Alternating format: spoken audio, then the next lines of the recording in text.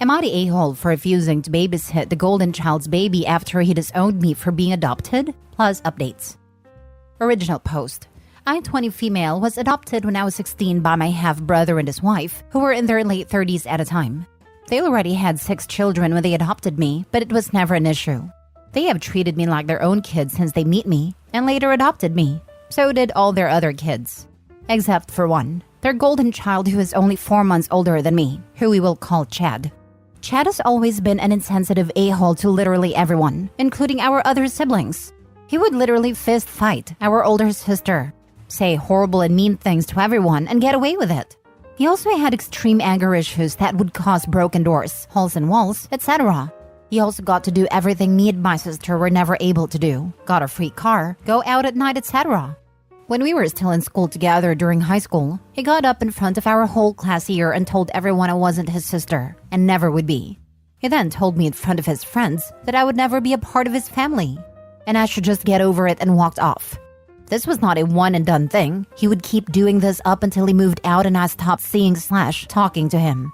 Golden Boy once again got a limelight of the family after he got married right after high school, moved out to his wife's family's house, and then had a baby, the first grandbaby. Since this has happened, I have stayed as far away from him as possible, only seeing him for family pictures every year because our mother asks.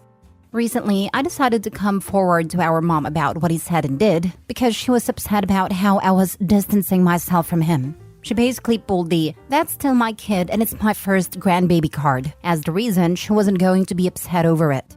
I didn't really care, to be honest. I knew it wasn't going to change her mind on her kid anyway. Then, out of nowhere, I got a message begging me to come to babysit for them because you're the only one who can deal with these kinds of babies because no one will help. Apparently, they're weaning their kid off of breastfeeding, and the baby is extremely clingy because of that. And the fact that mom is a germophobia who has basically isolated this kid since birth, it literal has only been held by like 6 people since it's been born. They know I don't sleep for the most part because I'm an insomniac with ADHD, and I also am not bothered by crying. For some reason, I can sit for hours with a baby crying and it doesn't bother me. Can't tell if that's a blessing or a curse at this point. My sister is mad at me because apparently they haven't asked anyone else in the family for help but me, and everyone wants to go see this baby. Am I the a-hole for not wanting to be around or take care of the baby because his father said I'm not a part of his family? Now, for the top comments before reading the update. Not the a-hole. I will send them your hourly rates you will charge for the work. When Chad tries to pull the family card, say clearly that he has always publicly announced that you are not his sister and never will be. So you are only keeping Chad's word. Oh, please do this. This is so perfectly petty. OP should make sure to remind him of every single time he wronged her. Make him really think about his actions. The entitlement he has is insane, and the fact that everyone seems fine with it boggles my mind. Not the a-hole at all. Stand your ground. You do not owe Chad anything. He took action. Now he has to face the consequences. Just keep repeating, he said that I was not a part of his family and never would be. Therefore, I owe him nothing. This is not open for discussion. My decision is final. If you decide to go, make an absurd rate of $100 per hour paid up front. I say this gently, but your adopted parents aren't as great as you think they are. Treating your children differently, showering gifts and praise in 1 out of 7 kids and allowing one to be an a-hole to the rest is horrible. And I'm sorry they knew way before you sat your mom down and told her. She has always known and looked the other way. Now for the first update. I want to say this. I read everyone's comments and it made me feel much better knowing my feelings on this whole situation are valid. I wanted to give an update that most of you may not like. After I posted, I ended up talking to 2 of my friends from high school. They were actually there during multiple occasions when Chad publicly said all that stuff. I talked with them for a little while, and one of these friends actually came over almost weekly when I was still living at my parents' home, so she firsthand understands my family. We talked, and we all mutually agreed that I go this once and see if I can mend things. If not, I can tell my mom and sister I tried, and we are done with the whole thing. And if the whole negative thing with my family keeps up, I will cut them off for good. So I accepted to go babysit. I went over to Chad's house around 8 p.m. As soon as I showed up, I was greeted by Chad's wife, who was extremely happy to see me. She was tired. You could just tell she had the "I have a 1-year-old" face going on. She talked to me for a few minutes about how happy she was I came over and how she was glad to be going out with Chad. I kinda just listened to her go on and on before she finally got to the baby. Let's call him Seth. She explained to me his night routine, feeding, etc. Nothing too big. Then she got to the end where she started going on about how he was having crying fits at night and how he wouldn't get to sleep until mid-morning. I was a little meh on that, but all babies have different routines, I guess. She then said they would only be gone for about 4 hours and that they would be home around like 12:30, 1 at the most. After this, Chad shows up from their room, literally starts talking to his wife, looks at me and then just looks me over for a minute and gives me a small wave and nod before heading out of the house. His wife follows and simply tells me to call or text if I need anything. For a minute, I was just stunned, but went to work to see Seth. Which was odd, because it was my first time seeing him in person and not in the photos that are hung around our parents' house. In person, he is the cutest little baby ever. He was fine the whole time, and he only cried because there was no one in the room, not because of the weaning. By this time, it was around 11:30, almost 12. I would check the clock every few minutes just to see what time it was. 12:30 rolled around, and I'm like, should I text them? And I'm like, no, let me give them another few minutes until I need to text them. I ended up texting both of them at 1, asking where they were because they did say they would be home by now. I got no reply from either of them. They finally show up at 3 in the morning. I'm livid at this point.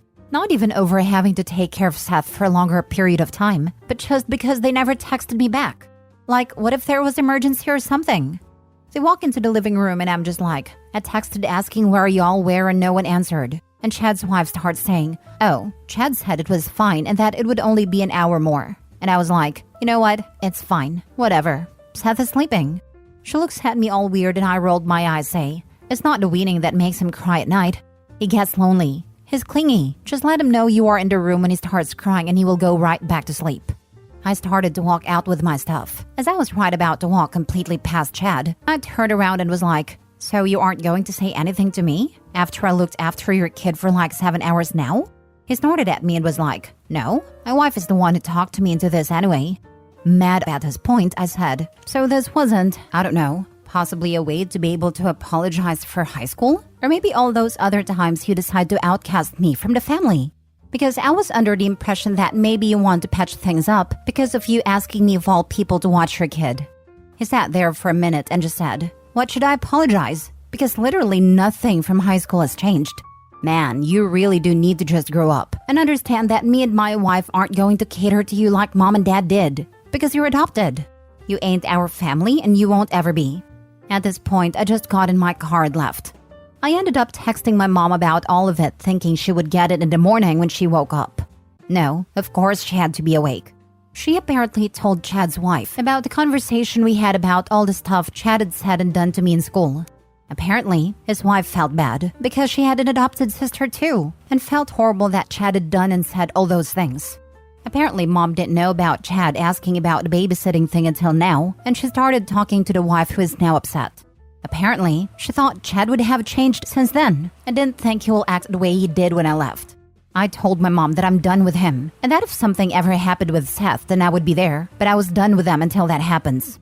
Way things are going, I will most likely be cutting my whole family off because this isn't worth the stress anymore. You handled this great. You can defend your actions to your family and they can get off your back about Chad. So glad you don't need to cut off your family. I'm hoping I won't have to. I mostly say this because I truly do love just about all my other siblings. And I don't want to have to pick and choose who to stay in contact with because of Chad, my mom and my sister. I feel bad for Chad's wife. She sounds like she would be grateful for the family support, but Chad is gatekeeping for control. Maybe reach out to her and ignore Chad. Also, what does your brother think of his son? Honestly, she is extremely quiet for the most part and tries to stay away from any kind of contact or drama. I feel bad for her for being stuck in this whole thing. But sadly, I don't think I will talk to her again. The longest conversation we have ever had together was literally during this whole thing. As for my half-brother, he stopped pushing me into doing anything with Chad or related to Chad once I turned 20 and moved out. He told me I could do what I want. I know he's not happy with Chad, but I know he's not going to actually act and do anything about it. He more so acknowledges what Chad has done, holds him accountable, but doesn't make a move to say or do anything. He's doing a better job than my mom though, because he at least doesn't choose his side or tries to make an excuse to keep backing Chad.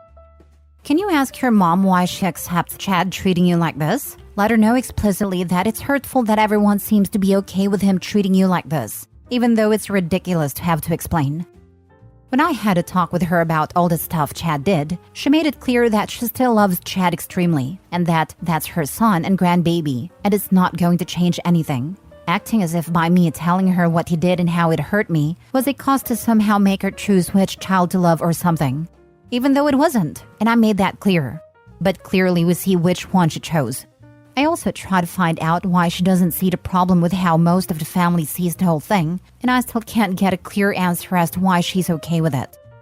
Second update a month later. So it has been a hot minute since I last updated on the whole Chad situation. It's mainly due to the surprising fact that my family, my mother and sister, are not bugging me as much lately.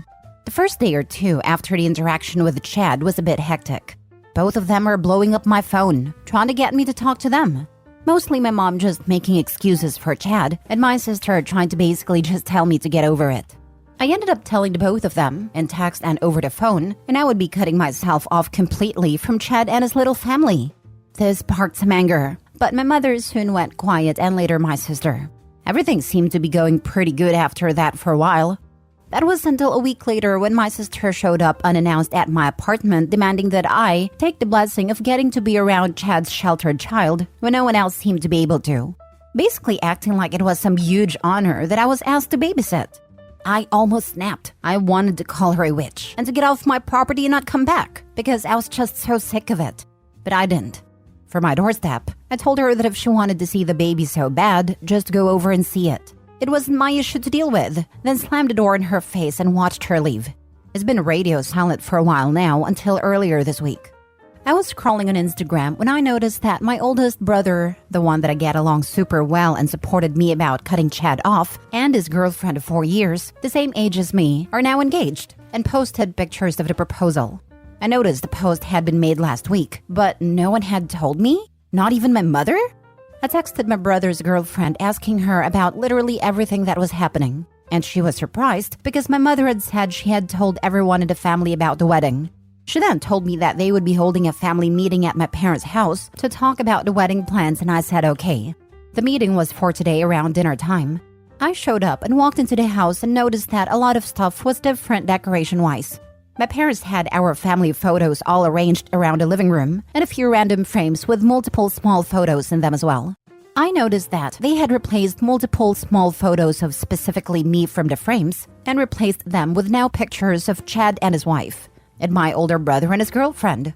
What were maybe 6 pictures of me in any of the walls?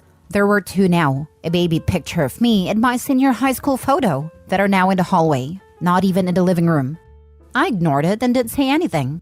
After a while, everyone showed up except for, of course, Chad, who my mom pulled the he wanted to spend time with his baby BS.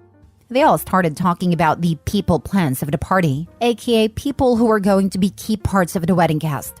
I tried my best to listen and take in all of what my brother's girlfriend was saying, and I noticed by the end of it all that my name was literally never added into any of the main plans. I wasn't mentioned at all. For another in the plans, that I started to question why I was there, if I wasn't going to be in the main plans of the wedding. I was kinda like, why not just send me an invitation then? I went home and texted his girlfriend asking about what had happened at a little meeting. Apparently, my mother had told her that I wouldn't want to be involved in any of the wedding stuff and that it wasn't my thing. She called me infeminine and that I wouldn't like doing any kind of bridal stuff because I'm not girly. She then said everything was set in stone now. My older sister is going to be a bridesmaid and my little sister is to be a flower girl. My little brother will be the ring holder and my other little brother and Chad will be groomsmen. And apparently my mother also told her that because of what happened with Chad, that I shouldn't be sat at a family table but at a guest table. I will just be another guest at the wedding. I didn't really say anything back because it hurt. It hurt that my mother would say that about me, that I was unfeminine, and that just because I myself didn't do a lot of girly things in my spare time, I wasn't going to be able or enjoy doing something like a wedding or be a bridesmaid. I can't believe she would say that about me.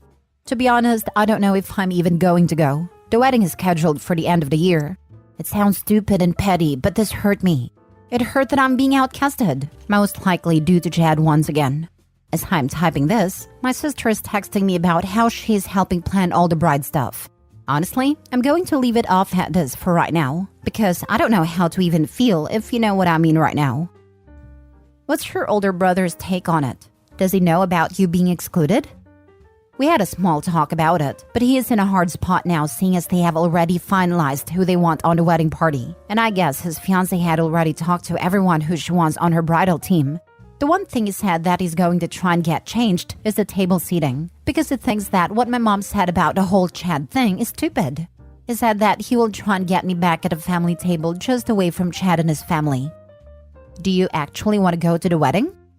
It was the only other one I was actually wanting to go to. Not going to my older sister because of how mean she is to me, and she lets her boyfriend verbally bully me whenever he's near me. My little brother, who is 15, is being pressured into marrying his girlfriend once they turn of age, but not going to that. And the rest of my siblings are elementary school age. I guess I was just really excited because he's the only sibling that I actually get along with. Third update. I don't even know what to say. I didn't expect to update again so soon, but I just got the news from my older brother's fiancée. Chad's wife is pregnant again.